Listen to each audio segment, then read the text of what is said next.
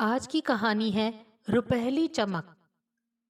उस दिन सुबह से ही आसमान पर बादल छाए हुए थे और सदा की भांति मुझे उदास कर गए थे। न जाने क्यों ये बादल मेरे मन के अंधेरों को और भी अधिक गहन कर देते हैं और तब आरंभ हो जाता है मेरे भीतर का द्वंद्व। इस अंतर्द्वंद में मैं कभी विजयी हुआ हूँ तो कभी बुरी तरह पराजित भी हुआ हूँ। मैं आत्मविश्लेषण करते हुए कभी तो स्वयं को दोषी पाता हूँ तो कभी बिल्कुल निर्दोष। सोचता हूँ दुनिया में और भी तो लोग हैं। सब के सब बड़े संतुष्ट प्रतीत होते हैं, या फिर यह मेरा भ्रम मात्र है, अर्थात सब मेरी ही तरह सुखी होने का ढोंग रचाते होंगे। खैर, जो भी हो, मैं उस दिन उदास था। उस उदासी के दौर में मुझे अपनी ममता भरी माँ बहुत याद आई। उत्तर प्रदेश के गोरखपुर शहर में मेरे घर में सभी सुख सुविधाएं मौजूद थीं। पिता अच्छे पद पर कार्यरत थे। मैं अपने माता पिता की एकमात्र संतान था। न जाने क्यों, कब और कैसे विदेश देखने तथा वहीं बसने की इच्छा मन में उत्पन्न हो गई।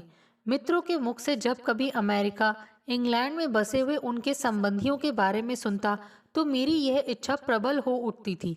माँ तो कभी भी नहीं चाहती थी कि मैं विदेश जाऊं, क्योंकि ले देकर उनका एकमात्र चिराग मैं ही तो था। एक दिन कॉलेज में मेरे साथ बीएससी में पढ़ने वाले मित्र सुरेश ने मुझे बताया कि उसके इंग्लैंड में बसे हुए मौसा जी का पत्र आया है। वे अपनी एकमात्र पुत्री सुकेशनी के लिए भारत के किसी पढ़े लिखे लड़के को इंग्लैंड बुलाना चाहते हैं। वहां और मित्र भी बैठे हुए थे। मैंने बात ही बात में पूछ लिया, सुरेश, तुम्हारी बहन सुकेशनी है कैसी?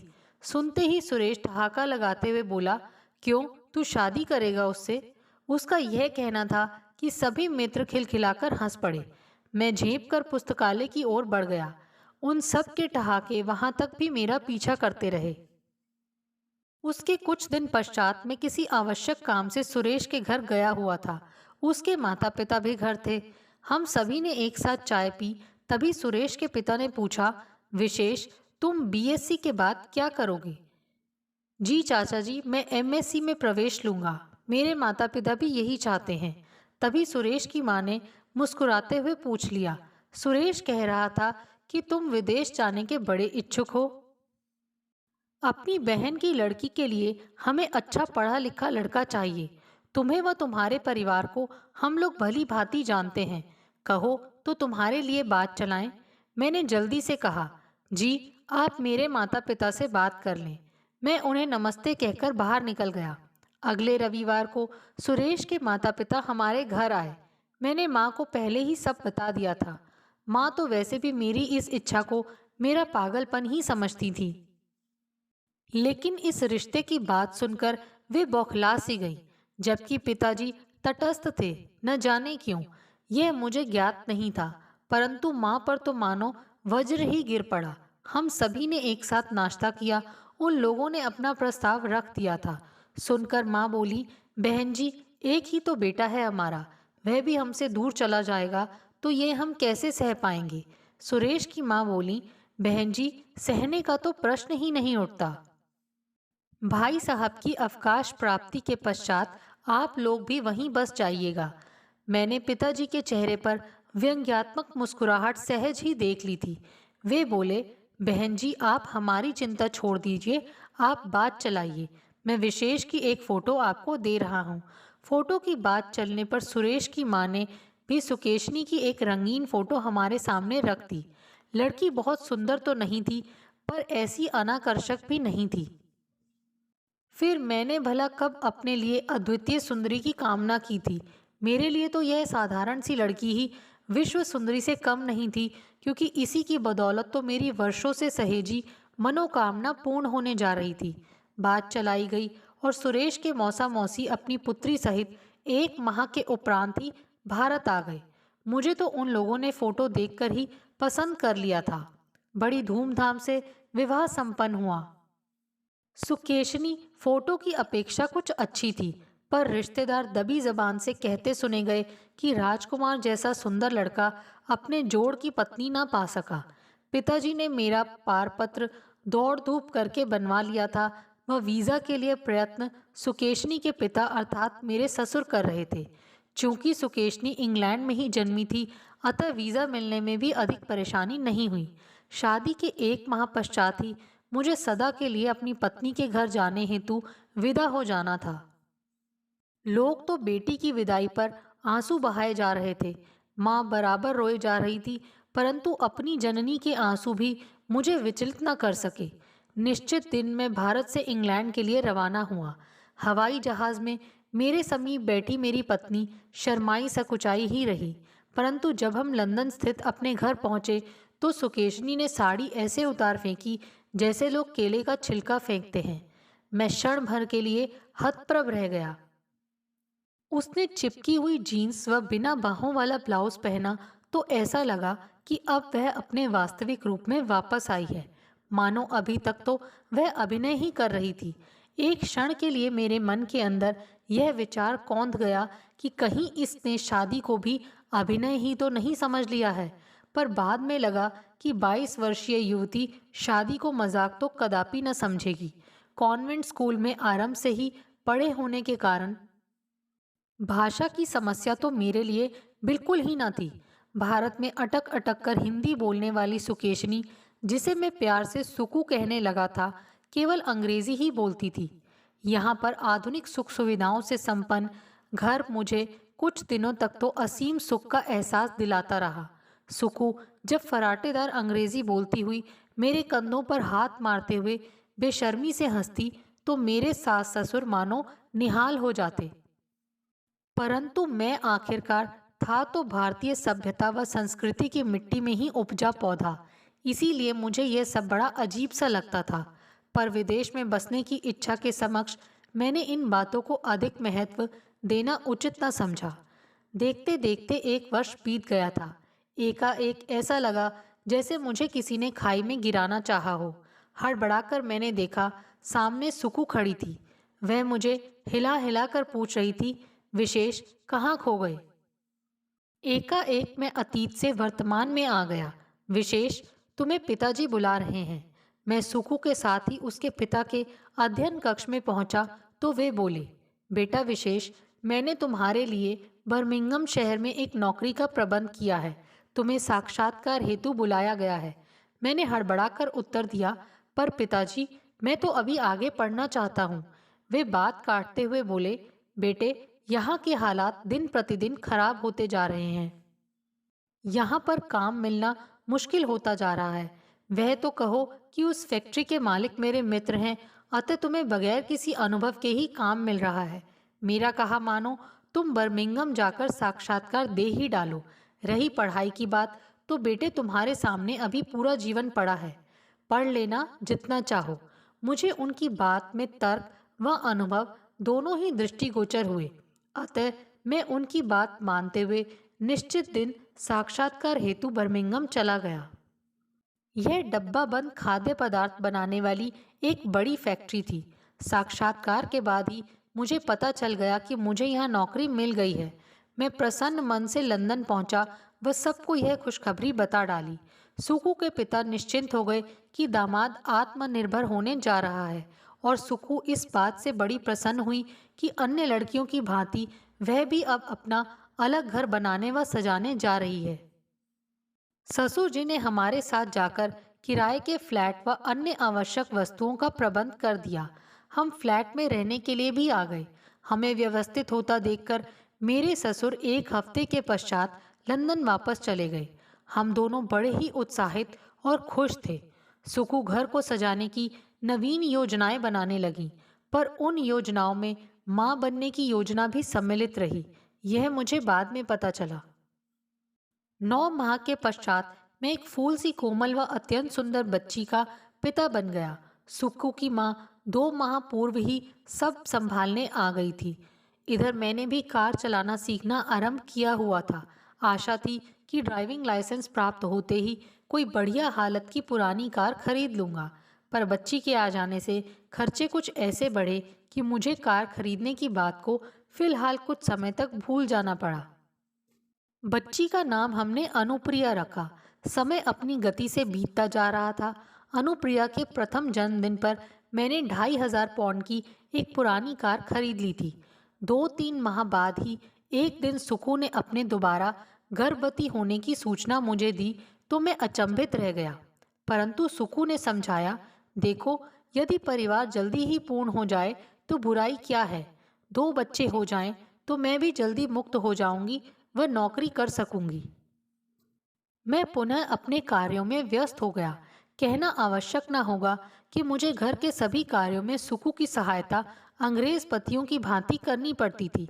यहाँ तक तो ठीक था, पर मुझे एक बात बहुत खलती थी और वह थी सुकू की तेज जबान व दबंग स्वभाव।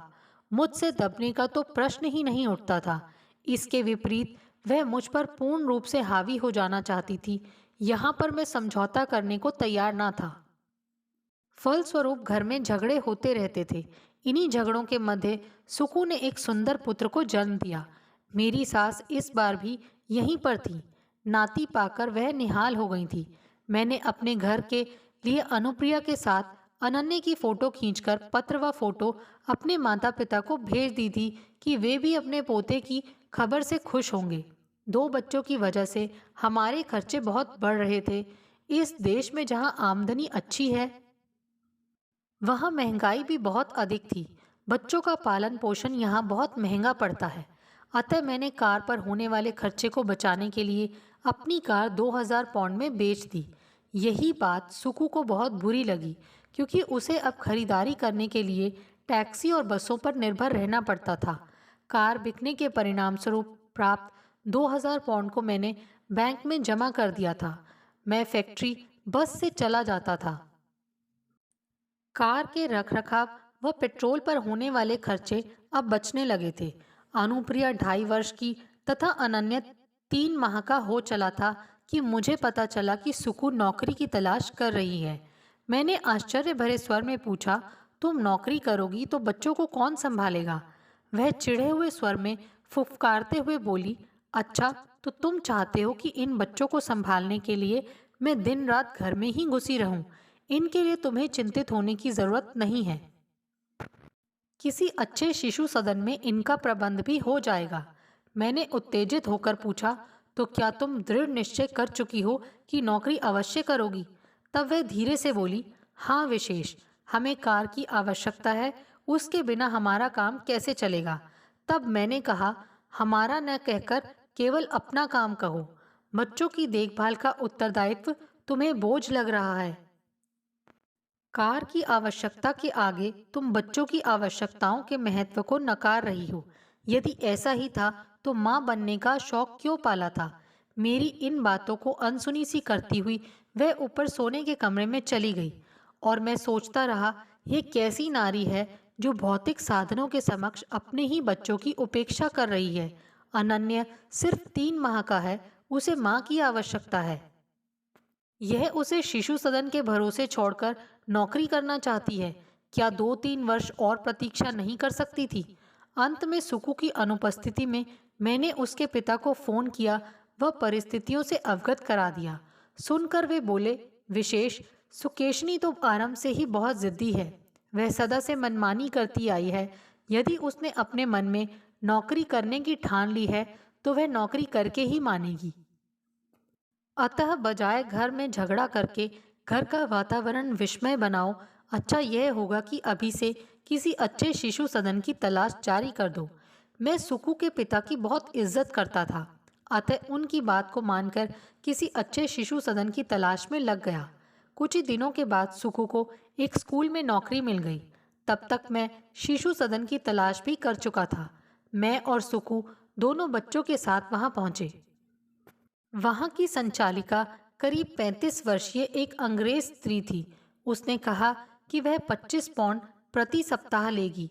हमने उसे अपने बच्चों के बारे में संक्षेप में सब कुछ बताया और यह निश्चित किया कि अगले दिन से 8:30 बजे हम दोनों बच्चों को वहां पहुंचा दिया करेंगे और शाम को वापस ले जाया करेंगे।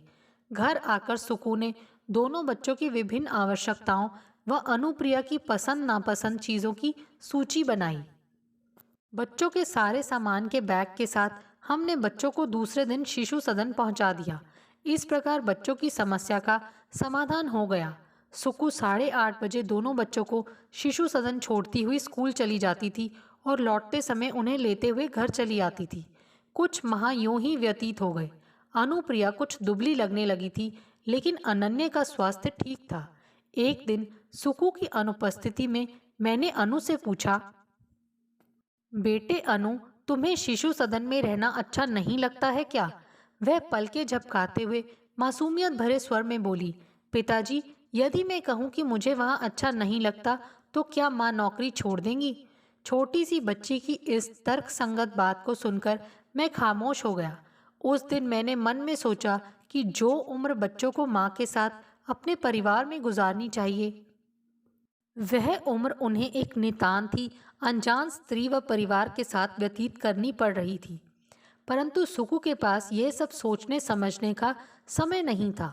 वह तो स्वयं को 100% सही समझती थी। शीघ्र ही उसने कार ले ली। मैं अब भी बस से फैक्ट्री जाता था। देखते देखते 3 वर्ष व्यतीत हो गए। इस अंतराल में हमारे मध्य सैकड़ों बार झगड़े हुए थे। अनु अब प्राथमिक स्कूल व अनन्या नर्सरी स्कूल में जाता था। अब दोनों बच्चों को हम दूसरे शिशु सदन में भेजने लगे थे। जब से बच्चे नए शिशु सदन में जाने लगे थे, तब से सुकु के आने के समय में मैंने आधे घंटे का अंतर लक्ष्य करना आरंभ किया था। एक दिन मैंने उससे पूछा, तुम आजकल समय से नहीं आती हो, कहाँ रह जाती हो? उसने उत्तर दिया, कभी कभी स्कूल के पास रहने वाली पामेला के घर चली जाती हूँ। वह मेरी अच्छी मित्र है, चाय के लिए खींचकर ले जाती है। उस समय तो मैं कुछ न बोला, पर मेरे चेहरे के भाव छिप न सके थे। परंतु मुझे सप्ताह में कभी 2 तो कभी 3 दिन उसका देर से आना जरा भी न भाया था। मैं झगड़े की वजह से चुप था, क्योंकि बच्चे भी समझदार हो चले थे और मैं नहीं चाहता था कि वे माता पिता के झगड़ों के प्रत्यक्ष गवाह बने। अतः मैं खून के घूंट पीकर रह जाता। एक दिन मेरे एक भारतीय मित्र अभिन्न ने बताया, विशेष, तुम्हारी पत्नी तो मेरी गली में रहने वाले पाल के घर अक्सर आती है। मैंने पूछा, तुम्हें कैसे पता? भाई, मैं भाभी जी व कार दोनों को ही पहचानता हूँ, वह धीरे से बोला।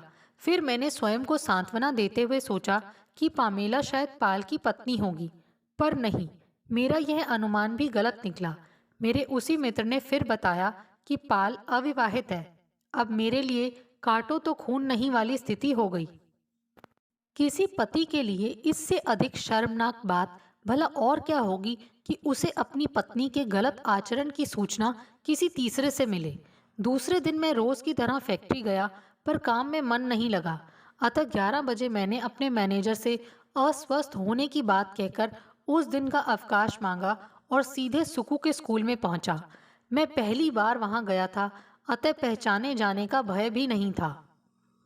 मैंने एक कर्मचारी से पाल के बारे में पूछा तो उसने कैंटीन की ओर इशारा किया। मैं वहां पहुंचा तो देखा कि पाल और सुकेशनी अगल बगल बैठे हुए कॉफी की चुस्कियां ले रहे हैं और जोर जोर से हंस रहे हैं।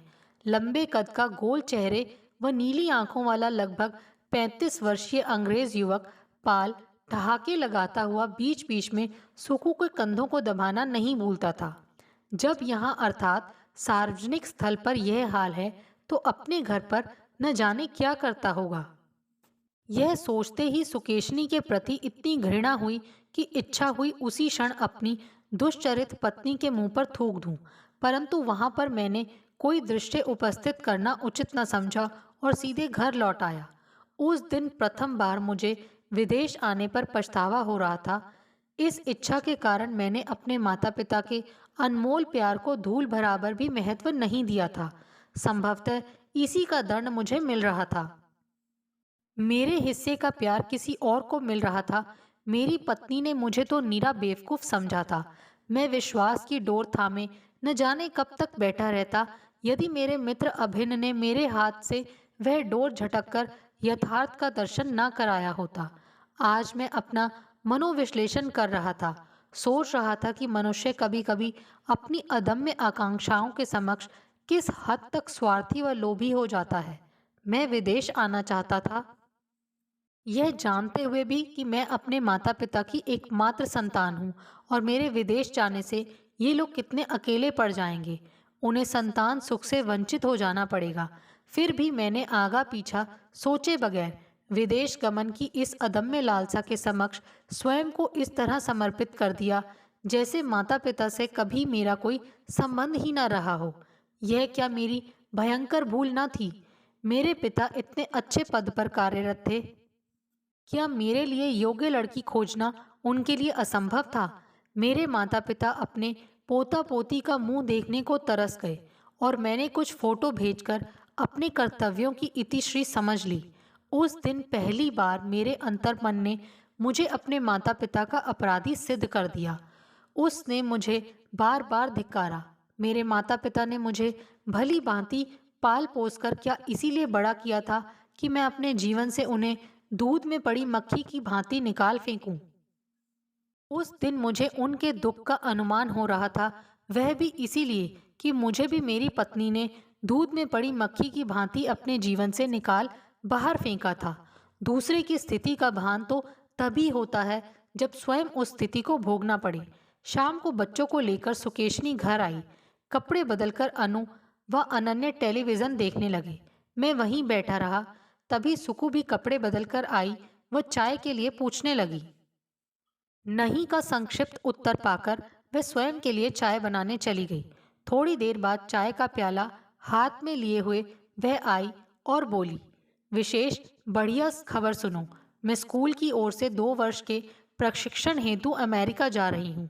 मैं समझ गया कि मुझसे पूछा नहीं बल्कि बताया जा रहा है। मैंने पूछा, और बच्चों का क्या होगा? बच्चे केवल मेरे नहीं तुम्हारे भी हैं और उन्हें साथ ले जाने का कोई औचित्य भी नहीं है। तब मैंने शांत स्वर में ही पूछा, तुम्हारे साथ और कौन कौन जा रहा है? मेरे ही स्कूल के कुछ लोग। अच्छा, तो एक बात बताओ, उन कुछ लोगों में पामेला भी है? एक क्षण के लिए सुकेशनी का चेहरा फक पड़ गया। ऐसा प्रतीत हुआ कि उसे आभास हो गया कि मुझे उसकी तथाकथित सखी पामेला के विषय में सब कुछ ज्ञात हो गया है। फिर भी वह सकपकाए स्वर में बोली, हाँ। तब मैंने उसकी आंखों में गहरी नजर से झांकते हुए पूछा, क्या मैं तुम्हारी इस परम सखी पामेला से मिल सकता हूँ? अब चौंकने व स्तब्ध रह जाने की बारी सुकेशनी की थी। वह चकित स्वर में बोली, तुम क्यों उससे मिलना चाहते हो? इसलिए कि मेरी अपेक्षा उसके सानिध्य में तुम अधिक खुश रहती हो, और यह मैं स्वयं अपनी आंखों से देख चुका हूँ। मैंने संयत स्वर में कहा। ऐसा लगा कि उस पर किसी ने घड़ों पानी एक साथ उड़ेल दिया हो। पर एकाएक उसने शर्म को उतारकर बेशर्मी का बाना पहन लिया और बोली, ओह, तो तुम्हें पता लग गया है। पर इससे क्या, मैं और पाल अच्छे मित्र हैं। अब मैं चीख पड़ा, मत बतलाओ मुझे कि वह तुम्हारा मित्र है। मैं अच्छी तरह से जानता हूँ कि इस देश में पले लोगों के मित्र की भाषा क्या होती है। यदि ऐसा ही था तो तुमने कभी उसे घर क्यों नहीं बुलाया, मुझसे क्यों नहीं मिलवाया? मुझे पता है, क्योंकि तुम्हारे मन में चोर था। तभी तो उसके साथ सारा दिन स्कूल में व्यतीत करने के पश्चात तुम्हें सप्ताह में 3-4 दिन उसके घर भी मिलने जाना पड़ता था। तुम और पाल अमेरिका में जाकर मौज करो और मैं तुम्हारा नाम मात्र का पति अपनी नौकरी के साथ इन बच्चों का पालन पोषण करूं। शायद ही इस दुनिया में कोई ऐसा बेगैरत पति होगा जो ऐसा करेगा। कुछ क्षण ठहरकर मैं फिर बोला था, तुम्हें पाल अच्छा लगता है ना? तो ठीक है। तुम्हें तुम्हारा पाल, तुम्हारा देश, तुम्हारा सुख मुबारक हो। तुम उसके साथ अमेरिका खुशी खुशी जा सकती हो। पर एक बात ध्यान से सुन लो, हमारे विवाह में तुम्हारे माता पिता ने कन्यादान करके तुम्हारा दायित्व मुझे सौंपा था। यदि तुम मुझसे संतुष्ट व खुश नहीं हो तो मैं तुम्हें मुक्त कर दूंगा। पर इसके पहले तुम पाल के पास जाओ। तुम उसे चाहती हो ना? और वह भी तुम्हें चाहता है तो जाओ और जाकर उससे पूछो कि वह तुमसे विवाह करेगा। यदि करेगा तो मैं तुम्हें तलाक देकर इन बच्चों के साथ सदा के लिए भारत चला जाऊंगा। मैं अपने बच्चों को यहाँ के खुले व बेशर्म वातावरण में खराब नहीं होने दूंगा। मैं तुमसे वादा करता हूँ कि भविष्य में मैं कभी भी तुम्हारे रास्ते में नहीं आऊँगा। सुकेशनी मुझे आंखें फाड़ के देखती रही। ऐसा लगा कि उसे मुंह मांगी मुराद मिल गई हो। वह भौचक्के स्वर में बोली, तो तुम्हें कोई एतराज नहीं है? मैं शांत पर खीजे स्वर में बोला, नहीं। 10 लोगों से तुम्हारे बारे में तरह तरह के किस्से सुनने से तो यही अच्छा होगा कि तुम पाल से विवाह कर लो। सुकेशनी उसी समय पर्स उठाकर बाहर चली गई। उसकी आधी बची चाय में से भी अभी तक थोड़ी थोड़ी भाप निकल रही थी। मेरे संतप्त हृदय का भी यही हाल था। मैं समझ गया कि वह पाल के घर गई है। मैं दोनों बच्चों को साथ लेकर पार्क में चला गया। मुझे सुख सुविधाओं से संपन्न इस घर से विरक्ति सी हो रही थी। विरक्ति से उत्पन्न घुटन मुझे सांस नहीं लेने दे रही थी। मैं रोना चाहता था, पर बच्चों के सामने रो भी नहीं सकता था। पार्क में ठंडी हवा में टहलने से मन कुछ शांत हुआ। हाथ में हाथ डाले अनेक जोड़े वहां टहल रहे थे। उन्हें देखकर मैं और भी उदास हो गया। तभी एहसास हुआ कि रात घिर आई है और मैं बच्चों को लेकर घर आ गया। लगभग 10-15 मिनट के बाद ही सुकेशनी के आने की आहट हुई। मैं सोचने लगा कि वह आकर खिले हुए मुख से मुझे एक और खुशखबरी सुनाएगी। मैं उदास व खोया खोया सा बैठा रहा। वह कमरे में आई, पर उदास, निढाल व थकी थकी सी। मैं अभी भी चुप रहा। उस चुप्पी को भंग करते हुए सुकेशनी बोली, विशेष, मुझे क्षमा कर दो। मैं तुम्हारी अपराधी हूँ। मैं तुमसे दंड चाहती हूँ, वह कि तुम मुझे जिंदगी भर के लिए अपने हृदय रूपी पिंजरे में कैद कर लो। पाल मुझे खिलौना समझकर मुझसे खेल रहा था। विवाह की बात सुनते ही वह साफ इनकार कर गया और बोला, मैंने तुमसे विवाह करने की बात तो कभी सोची भी नहीं। यह बात तुम्हारे दिमाग में आई कैसे? क्या तुम अपने पति व बच्चों को जरा भी नहीं चाहती हो? कैसी औरत हो तुम? जब तुम उनसे प्यार नहीं कर सकी तो मुझसे क्या कर पाओगी? विशेष, मुझे अपनी भयंकर भूल का उसी समय एहसास हो गया। मैं तुमसे वादा करती हूँ कि ऐसी भूल मैं भविष्य में कभी नहीं दोहराऊंगी। मुझे एक और अवसर दे दो विशेष। मैंने सोच लिया है कि उस स्कूल से अपना तबादला करवा लूंगी। आज से मैं तुम्हारे व बच्चों के प्रति अपने सभी उत्तरदायित्व पूरी ईमानदारी के साथ निभाऊंगी। कहते कहते वह हिचकियां लेकर रोते हुए मेरे पैरों पर गिर पड़ी। मैंने उसे बाहों से पकड़कर उठाते हुए कहा, सुकू, तुम एक भयंकर भूल कर रही थी, पर तुम्हें सही समय पर ही अपनी भूल का एहसास हो गया। यह अच्छी बात है। मैं संकीर्ण विचारधारा का नहीं हूँ, पर मेरा यह दृष्टिकोण है कि प्रत्येक व्यक्ति को अपनी मर्यादा व सीमाओं में रहना चाहिए।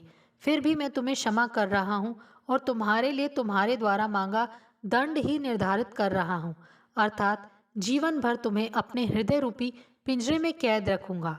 तुम्हारे लिए यह अंतिम अवसर है और मुझे विश्वास है कि तुम अपनी कही बातों का पालन करोगी। दोनों बच्चे वहीं आ गए थे, जिन्हें सुकू ने अपनी बाहों में समेट लिया। आंसू उसकी आंखों में झिलमिला रहे थे। बच्चों के चेहरों को देखकर ऐसा लगा कि उन्हें वर्षों बाद अपनी माँ मिली हो, और मुझे भी एक तरह से उसी दिन अपनी पत्नी मिली थी, क्योंकि सुकू की आंखों में बहते हुए आंसुओं में उसका मिथ्या अभिमान, जिद, अहम मुझे साफ बहते दिखाई दे रहे थे। उसी रात हम दोनों ने निर्णय लिया कि अपने मतभेदों को बजाय झगड़ा करके और बढ़ाने के, बच्चों की अनुपस्थिति में एक साथ बैठकर सुलझाएंगे। तभी सुकू ने अनुप्रिया व अनन्या का हाथ पकड़कर कहा, चलो बच्चों, तुम्हें कल स्कूल भी तो जाना है। मैंने प्रश्न सूचक दृष्टि से सुकू की ओर देखा तो वह बोली, विशेष, मैं 1 माह की छुट्टी ले लूंगी। मुझे वर्षों से बिखरा घर सहेजना है। मैं कुछ न बोलकर मुस्कुराता रहा।